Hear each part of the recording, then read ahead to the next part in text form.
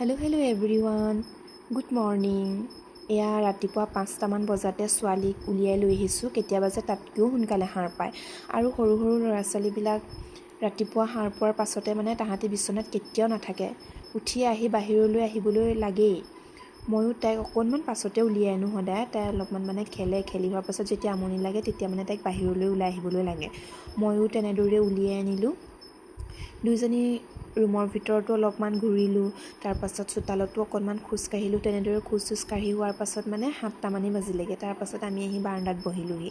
বাৰাণ্ডাত বহাৰ পাছতে আমাৰ খুৰা ঘৰৰ ছোৱালীজনীয়ে আমাক দেখিলে ভণ্টি বুলি তাই দৌৰি আহিছে। আৰু তাই সদায় ৰাতিপুৱা ভনীয়েকৰ ওচৰলৈ আহে, ভনীয়েকক বৰ ভাল পায়। সেইটো কাৰণে ৰাতিপুৱা এপাক চাই যায়হি। তাই যিহেতু এতিয়া স্কুলো খুলিছে, তাই স্কুল যোৱাৰ আগতে ভনীয়েকৰ ওচৰত পাক এটা মাৰেহিয়ে। আনহাতেদি মা আৰু দেউতাই গৰুকেইটা এৰাল দিবলৈ বুলি উলিয়াই নিছে। এতিয়া যিহেতু খেতি পথাৰৰ দিন, সেইটো কাৰণে গৰু এৰালেই দিয়া হয়। আমাৰ ইয়াত ৰে'ল লাইনটো ওচৰত থকাৰ বাবে গাঁৱৰ প্ৰায়ভাগ মানুহে গোটেই বছৰটোৰ কাৰণে গৰু এৰালকে দি থয়। এই ৰে'ল লাইনটো থকাৰ পৰা আমাৰ গাঁৱৰ মানুহৰ বহুতো সমস্যাৰো সন্মুখীন নোহোৱা নহয় অৱশ্যে, কাৰণ এই গৰুবিলাকৰ কাৰণে ৰে'ল লাইনৰ ওপৰত উঠি থাকে আৰু তাহাঁতি একোৱেই নাজানে। তেনেদৰে গাঁৱৰ বহুত গৰু মৰিছে। এইফালে আমাৰ ত্ৰিদিশা বাইদেউ আহিছে দোকানলৈ বুলি, কিন্তু মা দেউতা গৰু এৰাল দিবলৈ যোৱাৰ কাৰণে তাই অলপমান দেৰি ৰখিব লগা হ'ল। আমাৰ ছোৱালীকে জোকাই মেলি তাই তেনেদৰে অলপমান থাকিলে। তাৰপাছত দুয়োজনী ঘৰা-ঘৰি গ'ল। ময়ো আমাৰ ছোৱালীক শুৱাবৰ কাৰণে অলপমান চেষ্টা কৰিলোঁ। তাই শুলেহে যিহেতু ময়ো গা পা ধুব পাৰোঁ আৰু মোৰ নিজৰ কামবিলাক কৰিব পাৰোঁ।